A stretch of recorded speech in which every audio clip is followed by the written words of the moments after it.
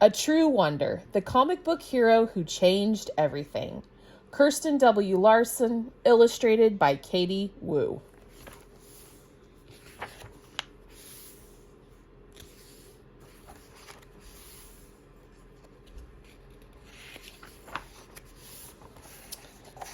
As lovely as Aphrodite, as wise as Athena, with the speed of Mercury and the strength of Hercules.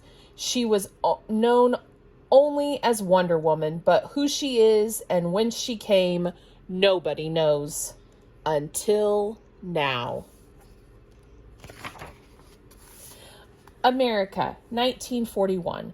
The comic book industry is dominated by white men. White men, another white man, also white men. When Wonder Woman arrived in America, she wasn't the superhero that most people had in mind. After all, she was a woman. But that was not the point.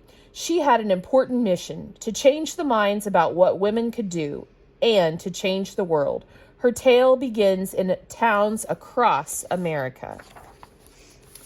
Comic books were everywhere. Kids gobbled them up morning, noon, and way past bedtime. But grown-ups complained. There was too much bang, pow, bam. They're a menace. Kids will become ferocious. We can't surrender to the comics. Meanwhile, in Rye, a suburb of New York City, one father saw comics as a force for good. Bill Marston's job was to review the comics to make sure that they weren't a bad influence on America's children. Parents need to know which comics are best for kids. If children are going to read comics anyway, why not give them something good to read? Come on, let's have a superwoman. There's too many men out there. Aha. Inspired by the idea of a female superhero, Bill proposed a new comic book character, one who would be a good influence on the children, Wonder Woman.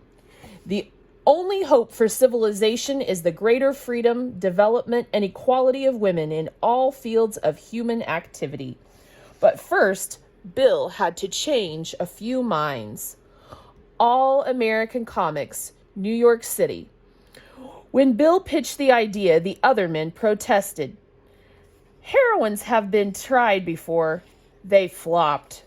But the big boss, Charlie Gaines, thought the idea was brave, bold. I picked Superman after every syndicate in America turned it down. I'll give a chance to your Wonder Woman. What would the world think of this new warrior?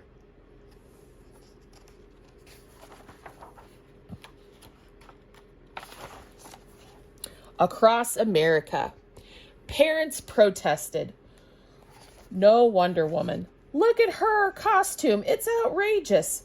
But kids loved her. Her comics flew off the racks, sometimes outselling Superman. And when the Justice Society, the first ever superhero team, needed a new member, kids sent in their votes by the hundreds. Who would serve alongside Hawkman, Johnny Thunder, and others? Wonder Woman by a landslide. In issue after issue, she showed kids what women could do. Serve as a nurse, as Diana Prince, and capture enemy soldiers as Wonder Woman in World War II. Crusade for equal pay. Become President of the United States.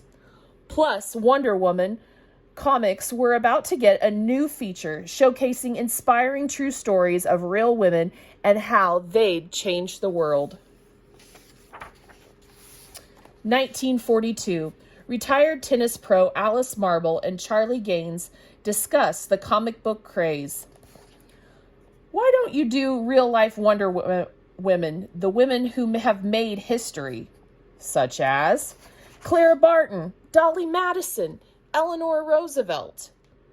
Within a month, Alice had a job researching and writing Wonder Women of history. She became associate editor at a time when few women worked for All American Comics.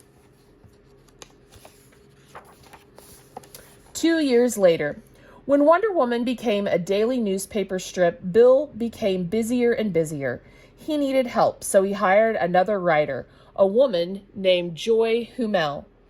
Few women worked in comics before World War II, but now, as men shipped out to fight, women like Joy stepped in, filling all kinds of jobs the soldiers left behind. And when Bill became seriously sick, Joy picked up the slack like a true superhero, shuttling scripts to the editors, checking artwork, and writing story after story. You'd think the world was changing for women across America. But when World War II ended and people were weary of fighting, kids wanted westerns, scary stories, love stories. Sales slumped as patriotic superheroes fell out of favor. In real life, women who'd turned rivets and cracked codes during World War II found themselves out of work and back at home. Men needed their jobs back. Women were told to refocus on home and family.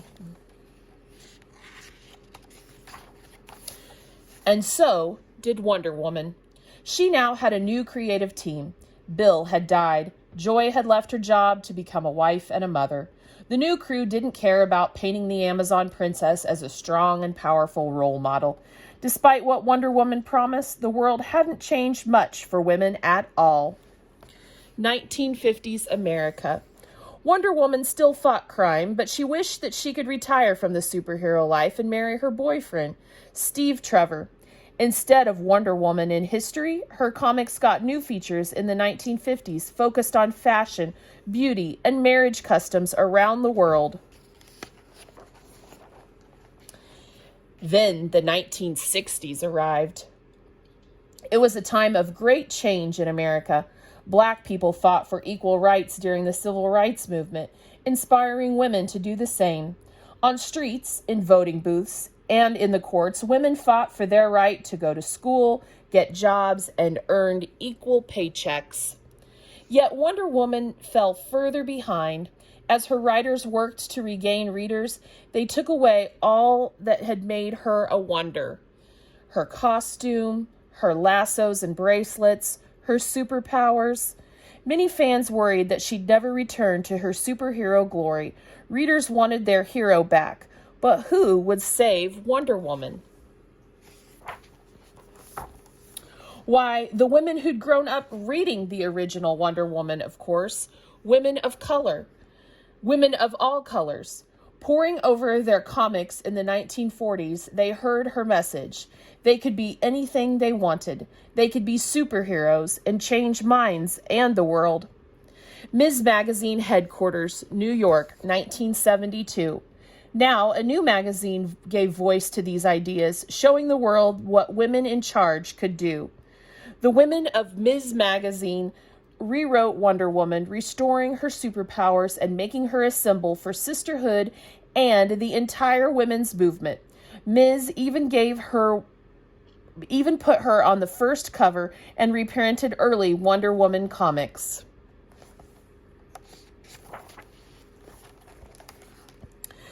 Wonder Woman symbolizes many of the values of the women's culture: strength and self-reliance, sisterhood and mutual support, peacefulness. Wonder Woman is strong and she's good. She's a valid role model for girl citizens. Wonder Woman's newfound popularity boosted her in the big time.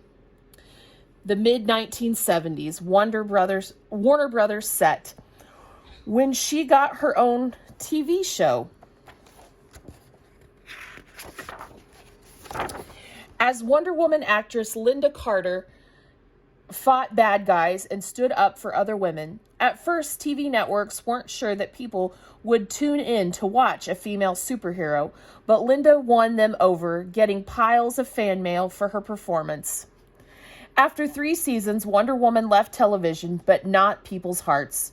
Over the next 40 years, Wonder Woman never stopped standing for equality and justice, love, and peace.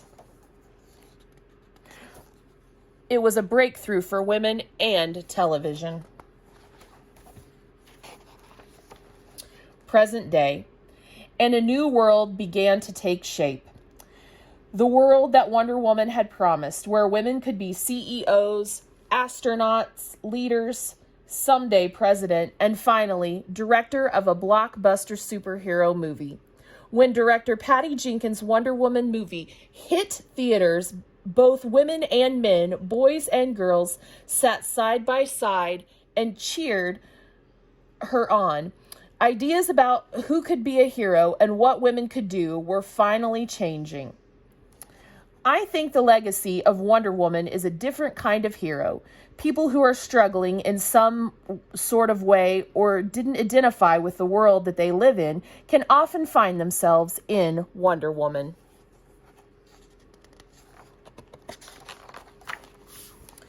For 80 years, Wonder Woman was changing people's minds, and in turn, she inspired us to change the world, making it a better place for all of us. As lovely as Aphrodite, as wise as Athena, with the speed of Mercury and the strength of Hercules, heroes of our own stories, what will yours be?